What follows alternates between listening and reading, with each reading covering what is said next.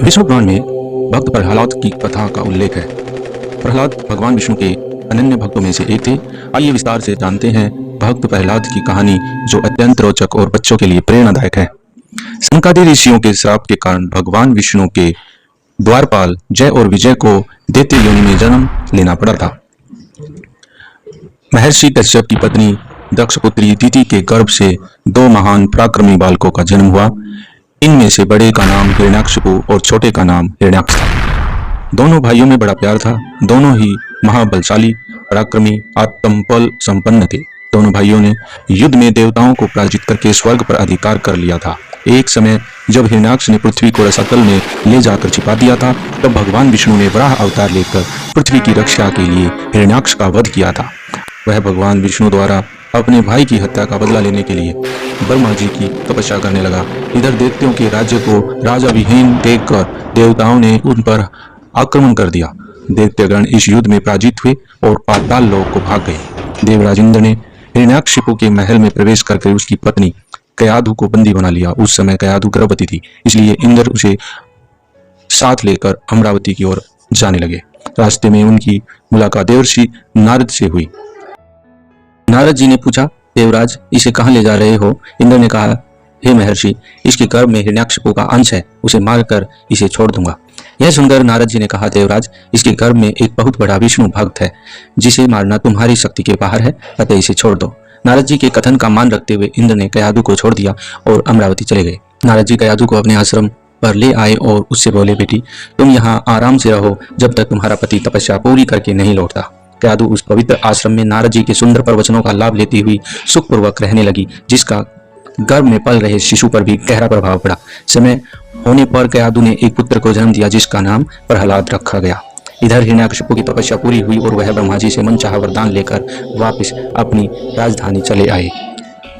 आपको बता दें, हिरण्याकशिपु ने वरदान मांगा कि वो न नर से मरे, न देवता से, न दिन में न रात में, न घर के अंदर न बाहर, न धरती पर न आसमान में, न अस्त्र से न शस्त्र से। ऐसा वरदान हिरण्याकशिपु ने ब्रह्मा से मांगने की प्रयास किया कि ताकि उसका कोई अंत न कर सके। कुछ समय के बाद कयाधु भी प्रहलाद को लेकर नारद जी के आश्रम से राजमहल में आ गई। भक्त प्रहलाद की लीला।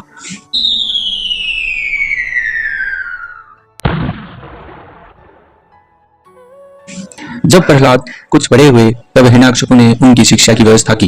प्रहलाद गुरु के आश्रम में शिक्षा ग्रहण करने लगे। एक दिन हिरण्याकशिपु अपने मंत्रियों के साथ सभा में बैठे हुए थे। उसी समय प्रहलाद अपने गुरु के साथ वहां आए।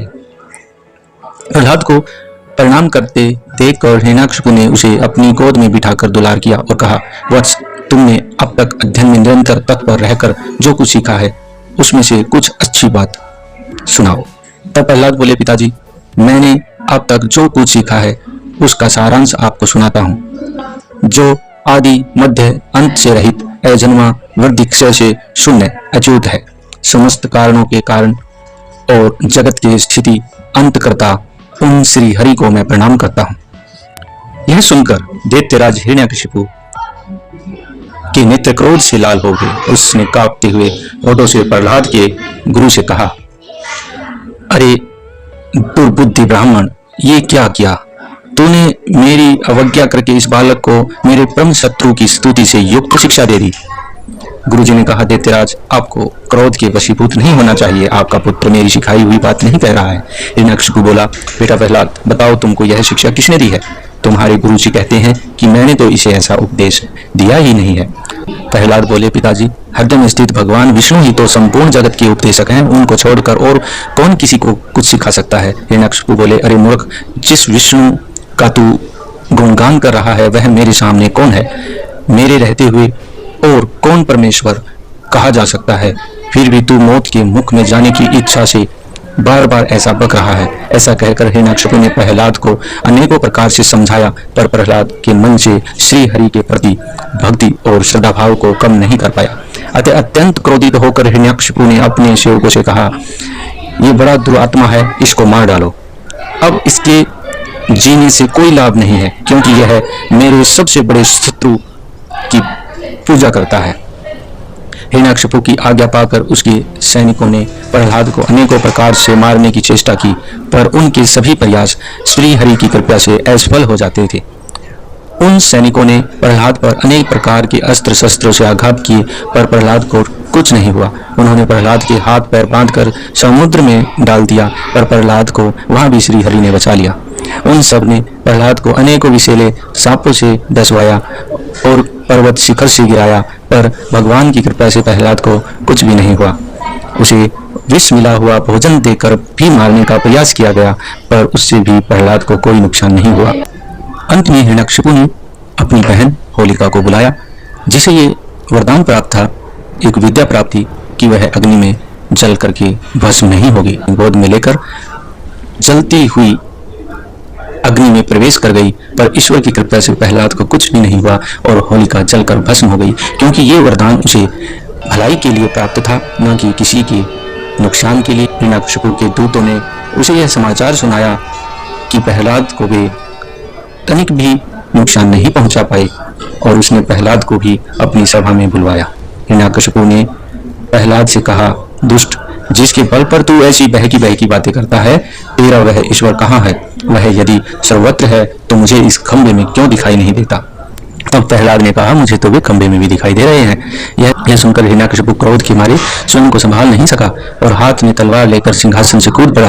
बड़े जोर से उस खंभे में उसने वार किया। उसी समय उस खंभे से बड़ा भयंकर शोर हुआ और उस खंभे को तोड़कर एक विचित्र प्राणी बाहर निकलने लगा, जिसका आधा शरीर सिंह का और आधा शरीर मनुष्य का था। यह भगवान श्री हरि का नरसिंह अवतार था। उनका रूप इतना भयंकर था कि वहां धरती आसमान पाताल सब कांपने लगे। उनके तपाए हुए सोने के समान पीली पीली आंखें थी।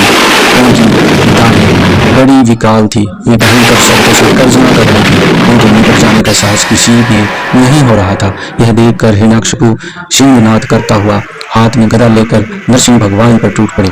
तब भगवान भी हिरण्यकशिपु के साथ कुछ देर तक युद्ध लीला करते रहे। अंत में उसे झपट कर दबोच लिया, उसे सभा के दरवाजे पर ले गए, अपनी जांघों पर गिरा लिया। खेल ही खेल में अपनी नाखूनों से उसकी कलेजे को फाड़कर उसे पृथ्वी पर पटक दिया। फिर वहां उपस्थित अन्य असुरों और दैत्यों को खदेड़ खदेड़ कर मार डाला। उनका क्रोध बढ़ता ही जा रहा था। वे हिरण्यकशिपु की ऊंची सिंहासन पर विराजमान हो गए। उनकी क्रोधपूर्ण मुख आकृति को देखकर किसी को भी उसके निकट जाकर उनको प्रसन्न करने का साहस नहीं हो रहा था। हिरण्यकशिपु की मृत्यु का समाचार सुनकर उस सभा में ब्रह्मा, इंद्र, शंकर, सभी देवगण, ऋषि मुनि, सिद्ध, नाग, गंधर्व आदि पहुंचे और थोड़ी दूर पर स्थित होकर सभी ने हाथ जोड़कर भगवान से स्तुति की, पर उनका क्रोध शांत नहीं हुआ। तब ब्रह्मा जी ने प्रहलाद से कहा, बेटा तुम जाओ, हो सकता है तुम्हारे कारण वे शांत हो सकते हैं। तब प्रहलाद भगवान के समीप जाकर हाथ जोड़कर भूमि पर लौट गए, उनकी स्तुति करने लगे। बालक प्रहलाद को अपने चरणों में पड़ा देखकर भगवान दयाद्र हो गए, उसे उठाकर गोद में बिठा लिया और प्रेम पूर्वक बोले, वत्स प्रहलाद, तुम्हारे जैसे एकांत प्रेमी भक्त को यद्यपि किसी वस्तु की अभिलाषा नहीं रहती, पर फिर भी तुम केवल एक मनवंतर तक मेरी प्रसन्नता के लिए इस लोक में दैत्याधिपति के समस्त भोग स्वीकार कर लो। भोग के द्वारा पुण्य कर्मों के फल और निष्काम पुण्य कर्मों के द्वारा पाप का नाश करते हुए समय पर शरीर का त्याग करके समस्त बंधनों से मुक्त होकर तुम मेरे पास आ जाओगे। देवलोक में भी लोग तुम्हारी विशुद्ध कीर्ति का ज्ञान करते रहेंगे। यह कहकर भगवान नरसिंह वही अंतर्ध्यान हो गए। विष्णु पुराण में पराशर जी कहते हैं, भक्त प्रहलाद की कहानी जो मनुष्य सुनता है या सुनाता है, उसके पाप शीघ्र ही नष्ट हो जाते हैं। पूर्णिमा, अमावस्या, अष्टमी और द्वादशी को इसे पढ़ने से मनुष्य को गोदान का फल मिलता है। जिस प्रकार भगवान ने प्रहलाद की सभी आपत्तियों से रक्षा की थी, उसी प्रकार वे सौदा उसकी भी रक्षा करते हैं जो उनका चरित्र सुनता है, सुनाता है। जय श्री नारायण, जय श्री राम।